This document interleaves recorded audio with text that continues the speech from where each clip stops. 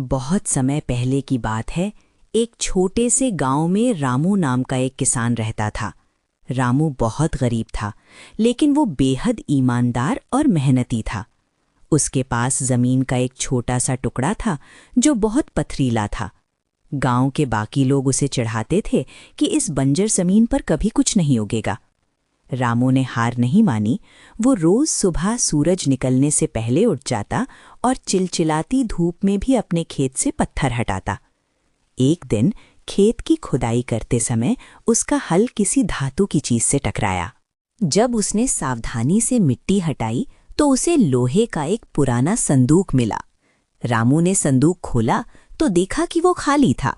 वो थोड़ा निराश हुआ, लेकिन उसने सोचा, चलो कम से कम ये संदूक अनाज रखने के काम तो आएगा।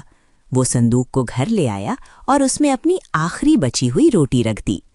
अगले दिन जब उसने संदूक खोला तो वो दंग रह गया। संदूक एक रोटी के बजाय 100 रोटियों से भरा हुआ था। रामू समझ गया कि ये एक जादुई संदूक है। उसने उसमें जो भी रखा, चाहे वो बीज हो या फल, वे 100 गुना होकर निकले। गांव के एक लालची जमींदार को जब ये पता चला तो उसने धोखे से वो संदूक रामू से छीन लिया। जमींदार ने सोचा कि वो इसमें अपने सोने के सिक्के डालेगा और सबसे अमीर बन जाएगा। जैसे ही जमींदार संदूक में सिक्के डालने के लिए झुका, उसका पैर फिसला और वो खुद संदूक के अंदर गिर गया। जब वो बाहर निकला तो संदूक से 100 जमींदार बाहर निकल आए। सब आपस में लड़ने लगे कि असली जमींदार कौन है और असली संपत्ति किसकी है। देखते ही देखते जमींदार का घर और सुख चैन सब बर्बाद हो गया।